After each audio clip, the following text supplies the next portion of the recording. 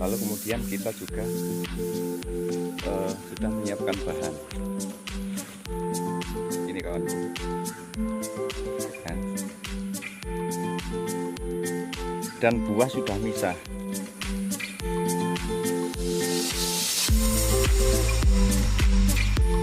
Dan ini satu ruas sudah langsung mengeluarkan rantingnya.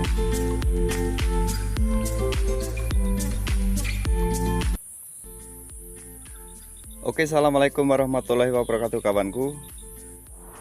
Di video kali ini saya akan bahas ya pentingnya entres tunas raja ya. Jadi ada perbedaan ya antara entresan dari tunas raja ataupun dari tunas ranting ya. Oke, baiklah kawanku. Jadi kalau entresan dari tunas raja itu akan gampang ya atau mudah menumbuhkan tunas raja. Jadi seperti ini. Ini pengambilan entresan dari tunas raja, maka tumbuhnya juga banyak tunas raja seperti ini kawanku.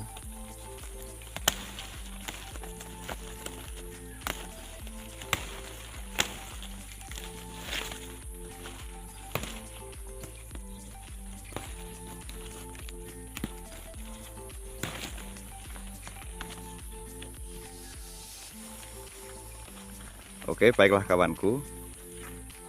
Jadi kalau entresan itu sudah benar ya dari tunas raja, maka kita pun tidak akan kesulitan ya untuk bahan ya. Karena memang yang tumbuh itu kebanyakan tunas raja daripada tunas cacing.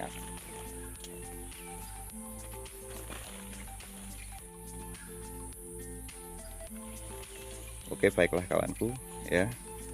Jadi seperti ini buahnya ya. Lalu kemudian kita juga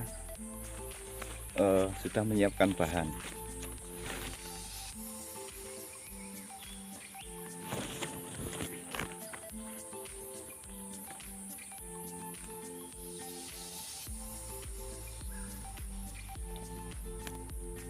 Oke, baiklah kawanku ya. Ini juga pengambilan entres dulunya dari tunas raja, maka tetap keluar tunas raja seperti ini kawanku.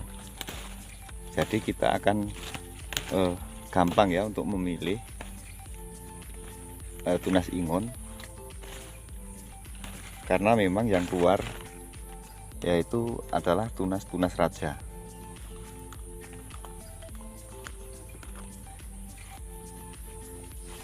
Namun kalau pengambilan entres itu belum benar atau bukan yang dinamakan tunas raja, maka juga akan sulit ya tumbuhnya tunas raja kawanku.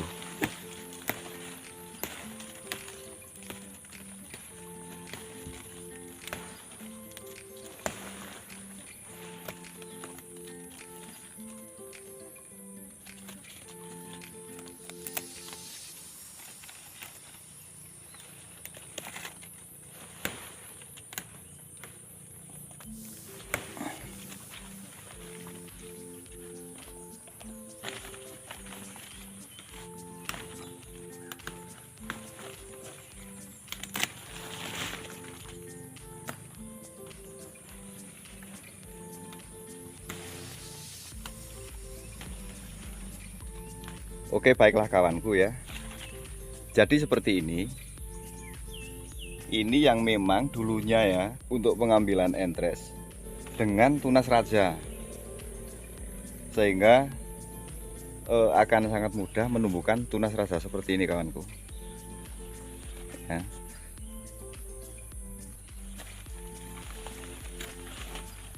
Buahnya sudah di bawah semua, sudah tertutup bahan-bahan kawanku.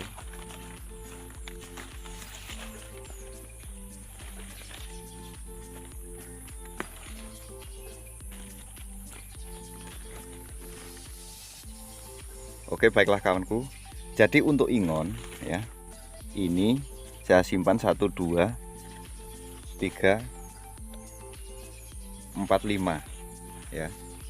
Ini saya simpan 5 tunas raja ya, atau 5 bahan untuk buah berikutnya dengan tunas raja.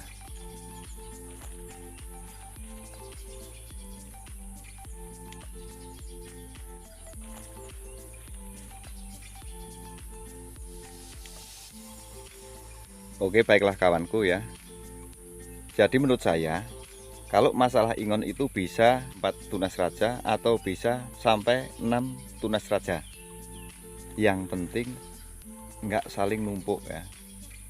Karena kalau saling numpuk, maka yang pasti gugusannya akan rusak atau kurang sehat.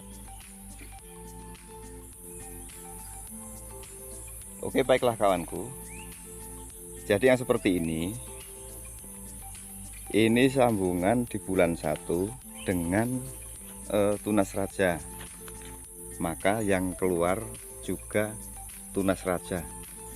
Dan ini saya simpan 3 asdahan ya, tunas raja. Dan cirinya tunas raja, kita bisa hitung ya berapa ruas, lalu kemudian sudah mengeluarkan rantingnya ya. Kalau kita hitung 1, 2, 3, 4 sudah keluar ranting seperti ini kawanku. Ini ciri-cirinya tunas raja. Dan kalau yang sini ya, ini baru 1 ruas sudah mengeluarkan ranting. Dan ini juga ya, satu ruas ya, 1 ruas sudah mengeluarkan ranting seperti ini kawanku. Ini yang memang pengambilan entres dari tunas raja. Maka yang keluar pun kebanyakan yaitu tunas raja. Oke, baiklah kawanku. Jadi ini perbedaan waktu pengambilan entres. Dulunya saya menggunakan tunas ranting ya. Jadinya seperti ini kawanku, nggak mengeluarkan tunas raja sama sekali. Dari pengambilan entres juga enggak yang tunas raja.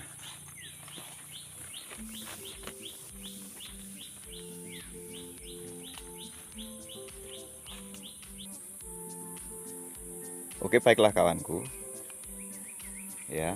Jadi kalau pengambilan entres sudah benar, yang kita gunakan adalah tunas raja, maka tumbuhnya juga akan tetap tunas raja seperti ini. Ini juga pengambilan entres dari tunas raja. Dan ini keluar 1, 2, 3, 4 ya. Keluar 4 tunas as raja. Maka akan saya kurangin ya.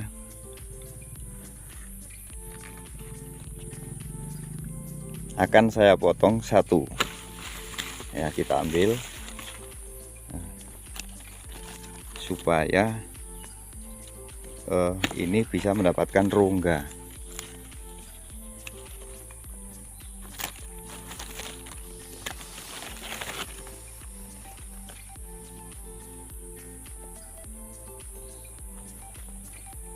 Oke, baiklah kawanku ya. Kalau kita lihat ya, yang memang pengambilan entres itu sudah benar dengan tunas raja, maka seperti ini kawanku, akan langsung keluar tunas raja.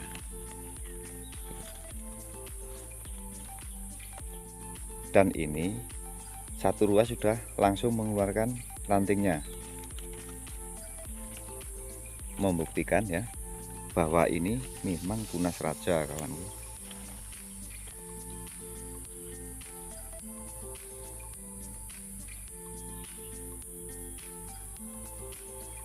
Oke, baiklah kawanku. Jadi ini kesimpulannya, entres tunas raja dengan entres tunas ranting. Kalau tunas raja itu akan gampang mengeluarkan tunas raja. Namun kalau pengambilan entres itu dari tunas ranting, itu akan sangat sulit mengeluarkan tunas rajanya kawanku.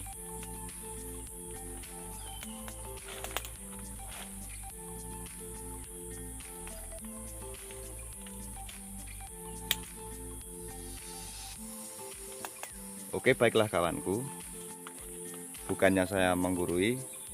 Kalau kawanku mempunyai pendapat yang berbeda, itu nggak apa ya, karena tujuan kita, tujuan petani kopi sama, supaya mempunyai buah yang lebat ya.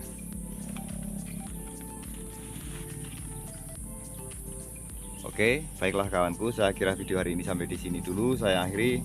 Assalamualaikum warahmatullahi wabarakatuh. Salam tani, tetap semangat.